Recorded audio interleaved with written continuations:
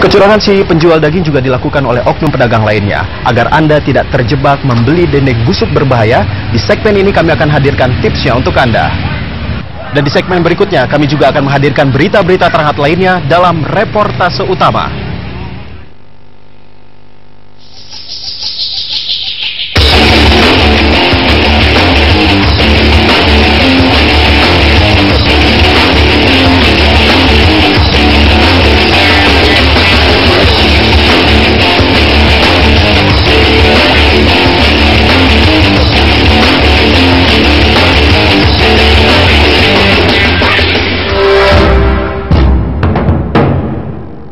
Daging sapi dan berbagai macam olahannya merupakan sumber protein penting bagi tubuh kita.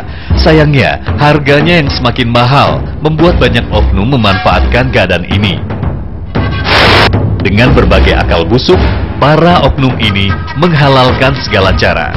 Robert adalah contohnya. Dagingnya, ya dari itu busuk 3 hari, daripada busuk, lebih baik pakai dendeng, dipakai dendeng. Jadi makan mubah. Robert benar-benar memilih daging yang sudah berwarna gelap dan berjamur serta berbau tidak sedap. Kali ini, daging busuk yang tak terjual ada 5 kg. Sebanyak itu pula lah, ia akan mengolah menjadi dendeng. Setelah daging diiris tipis-tipis, kemudian dicampur dengan berbagai macam bumbu untuk menyamarkan bau.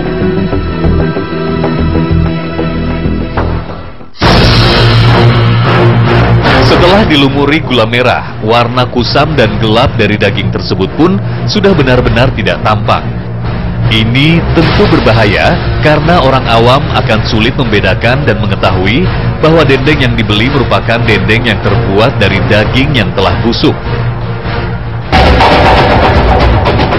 Karena menggunakan daging yang sudah busuk, daging harus berjam-jam direndam dalam adonan bumbu dan rempah-rempah agar bau busuk dari daging bisa hilang.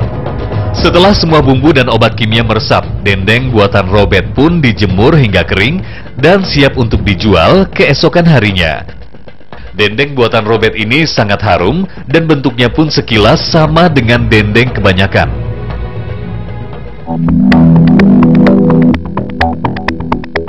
Kami mencurigai bahwa kecurangan tidak hanya dilakukan oleh Robert saja. Kami pun mencoba mengumpulkan 9 sampel acak daging dendeng dari berbagai pasar, baik pasar tradisional maupun pasar modern untuk diuji.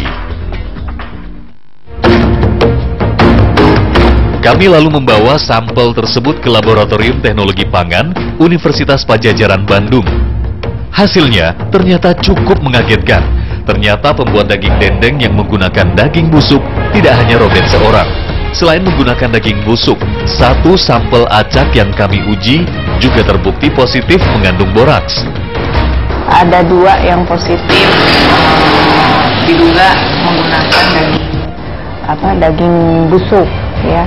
Kita menggunakan standarnya jumlah dari koliform yang diduga menggunakan daging busuk.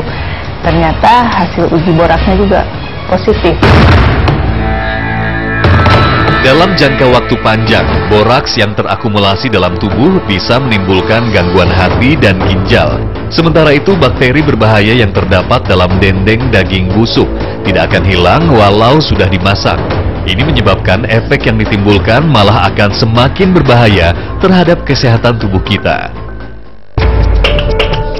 Daging yang sudah diolah menjadi daging dendeng sebenarnya tidak perlu lagi menggunakan pengawet, karena bahan-bahan yang digunakan sebagai gula dan garam sudah berfungsi sebagai pengawet. Sebetulnya bahan alami dari dendeng itu sendiri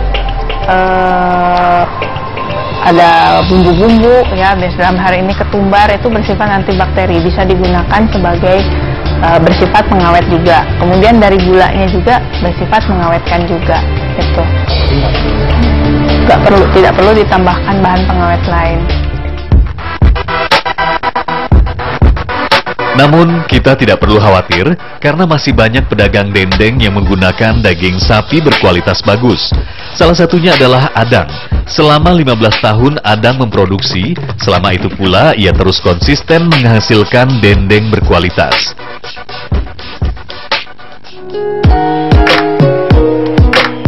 Adang juga hanya menggunakan daging sapi yang masih segar. Ia menggunakan daging sapi yang benar-benar baru disembelih.